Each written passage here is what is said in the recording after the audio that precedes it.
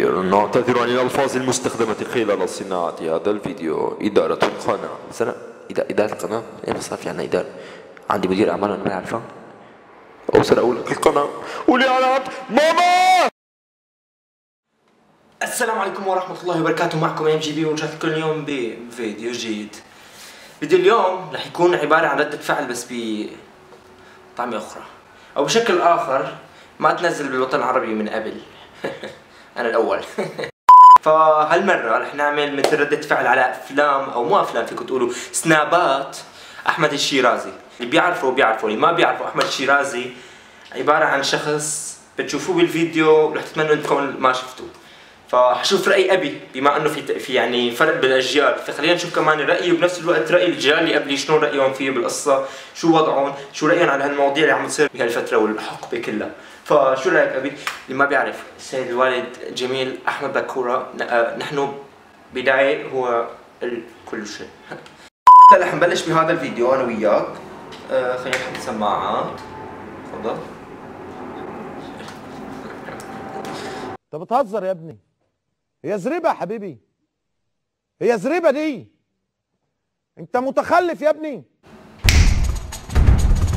فرق اللي يقول لي فرق انا اعطيه بلوك. انا سباي مو فرق. تعال اوريك من فرق.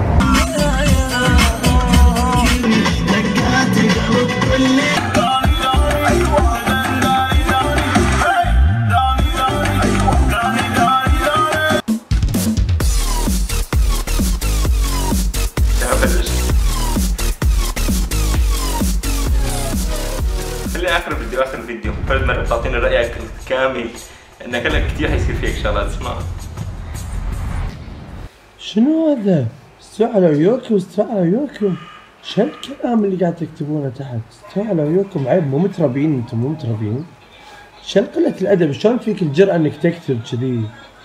تف عيب والله عيب. يعني تخيل لما يدشون بنات على اكاونتك او اكاونتك، شباب يدشون يشوفون ان هذه فلانه انت كاتبه اسمك او عائلتك او عائلتك، يعني عيب. شنو انتم من تربيه؟ شو الوساخه؟ بدنا نحكي. خلينا نشوف هسه روق.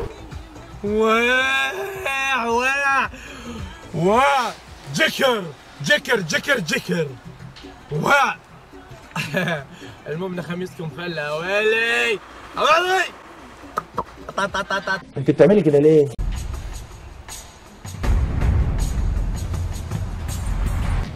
واتيك واحدة غبية وواحد غبي يكتب لك ما حد درى عنك، ليش؟ مين قاعد يكتب تحت؟ ميري اللي قاعد تكتب تحت، مو انت اللي قاعد تكتبون تحت يا غباء، يا بقرة، يا وقحة، يا غبية بتاع حوارات.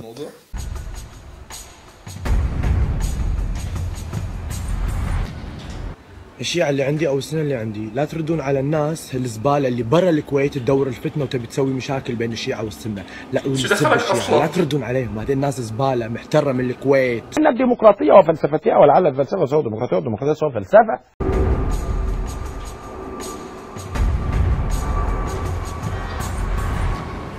الحين عندكم انا حرام وعيب وغلط، اما انك انت تكلم بنات خلق الله وانت تروحين تكلمين شباب وسوالف وشات، هذا مو عيب ولا حرام؟ يا اخي مو مجبورين تتابعوني، ايش فيكم؟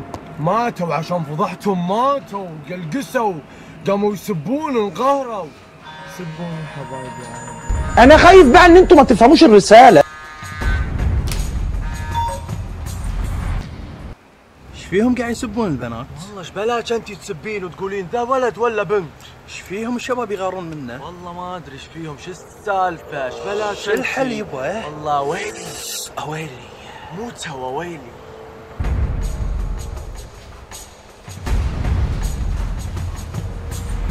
يا حياتي بديت اللي معصبين، حياتي اللي معصبين، اللي يطالعون وهم معصبين، حياتي تيا بديت اللي يضحك.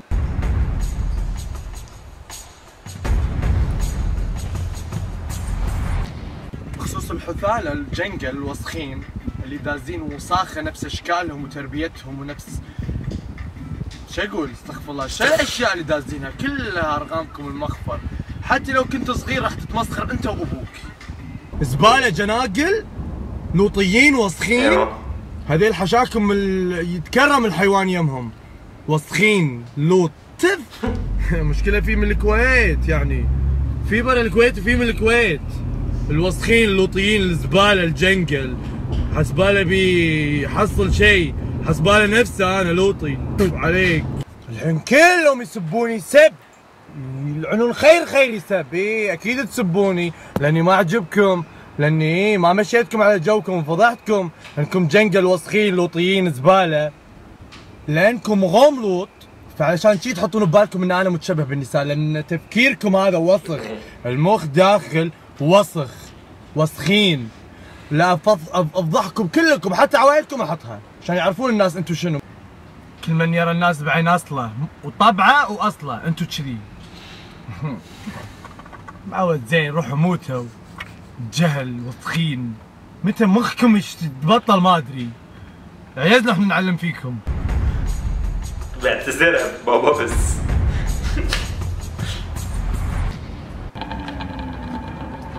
طبعا يا جماعه انا احب اروح بقاله عشان ابي اشتري حلاوه وكيكاو وبشتري بطاطس شويه وابي اكل. انا ابي اكل بطاطس وحلاوه وكيكاو. ما ابي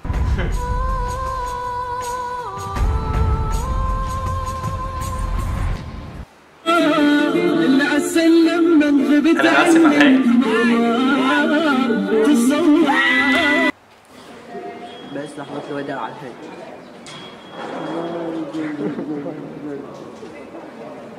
سلام ولكم والله ملينا الدنيا. شو رايك؟ رأيي بهيك حثالة، هذا حثالة. هذا مخنث من المخنثين، عم يقلد مايل جلسو لمايكل جالسون. هذا من يعني الواقع. النبي عليه الصلاة والسلام حكى عن هالوقت اللي نحن وصلنا له.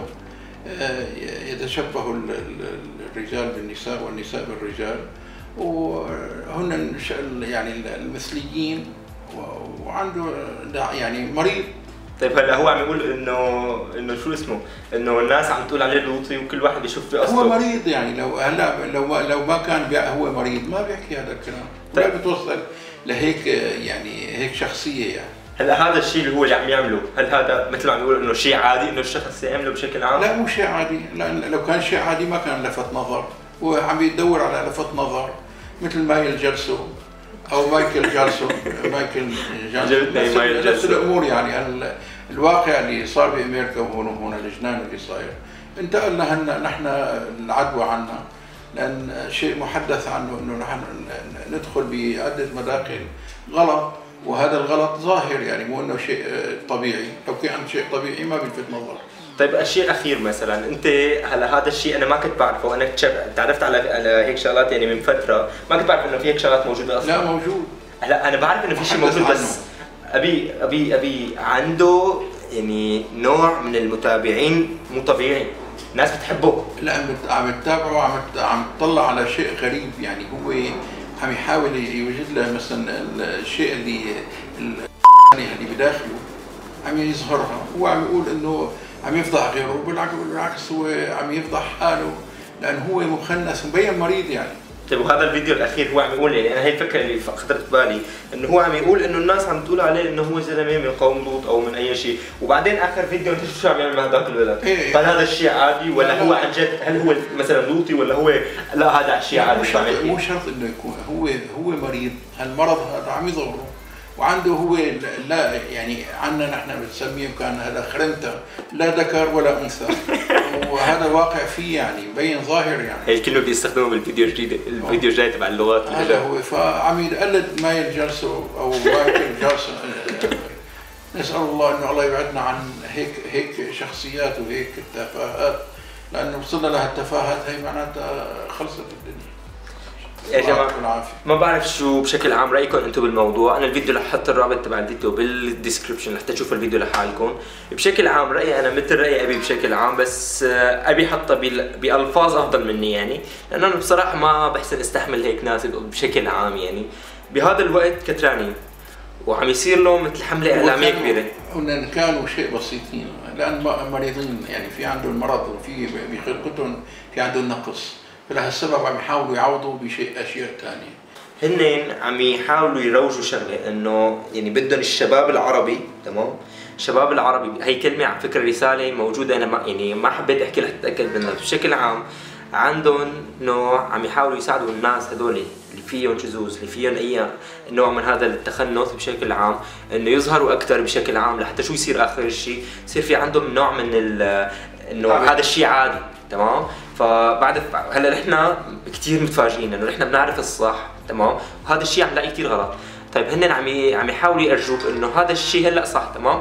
فبشكل عام هذا الشيء الصح بالنسبه لك هلا شيء غلط، بس انت تصور اولادك رح يكبروا بعالم هذا الشيء بالنسبه لهم شيء كثير عادي، هذا الموضوع انا كمان كثير مخوفني، فهمت الفكره؟ فاذا بدنا نضل نعرف نشتغل لحتى نحسن نخلص من هذا النوع لازم نحاربهم باي شكل، مو انه والله اتركهم بحالهم، لا ابدا ما اتركهم بحالهم. هي ظاهره موجوده من زمان موجوده يعني ابي بس ما نخليهم، ولكنها ظاهره. هي هلا المرض هذا مريض عم يحاول دائما الانسان السيء والوسخ بحب يكون كل الناس حواليه هيك، ففي عده امور يعني دائما الواحد بيتابع ويشوف الغلط غلط مبين ظاهرا. يعني ليش هلا هو شد انظار انه شيء غير طبيعي. صح. الطبيعي هو الرجل الطبيعي، الانسان الخلوق، الانسان اللي يتخلق بالاخلاق الحسنه والجيده، ولكن والمراه الصالحه هي الانسان اللي تبتعد عن التفاهات هي اللي عم يعرضها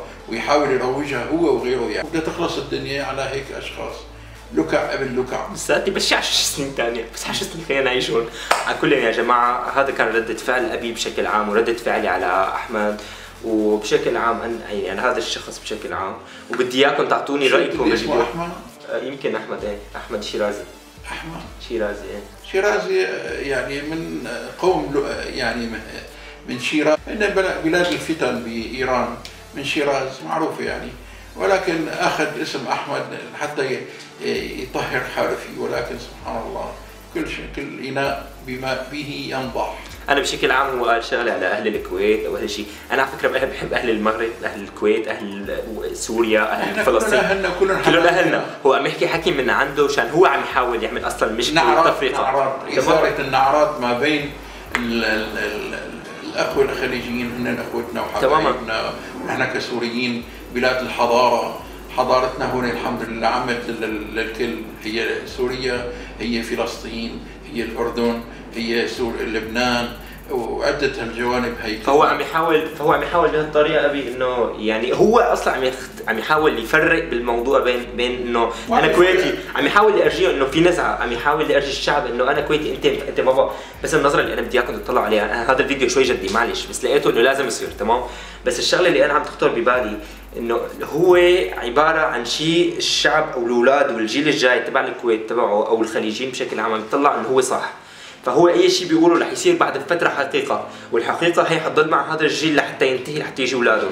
فاذا ما حسنا نغير من هلا ونلغي هذا الشيء ونساعد هذا الموضوع انه يلتغي ونمنعه، كثير رح نتاذى بالمستقبل، لانه هو ما له عرفان شو عم يعمل، ويمكن عرفان شو عم يعمل شو عم يعمل ما بقى. هو في مين عم يوجهه لهيك امور، ونحن الواقع اللي نحن فيه هيك حالات نحن بنحاول قدر الامكان نسلط الضوء عليها لحتى نبعد ونفرجي الغلط وين.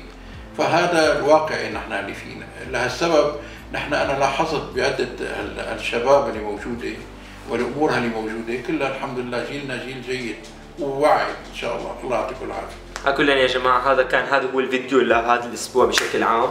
هلا انا عم فكر اعمل مثل سلسله كامله، سلسله انه رده فعل ابي على واحده من الفيديوهات موجوده على اليوتيوب. انا رح لاقي واحد، وانا كمان حاطلب منكم انه تحطوا فيديوهات تتمنوا تشوفوا ابي كمان، وانا انه نحن نعمل له مثل رده فعل خلال الاسبوع الجاي او اللي بعده حسب الفيديو المستقبلي. وعلى كل يا جماعه بشوفكم بفيديو جاي. كان معكم ام جي بي وبابا ام جي بي، كمان بابا ام جي بي وام جي بي كان معكم نحن الاثنين بفيديو. ابارك بشوفكم بالفيديو الجاي. بيس اون ستريتس اند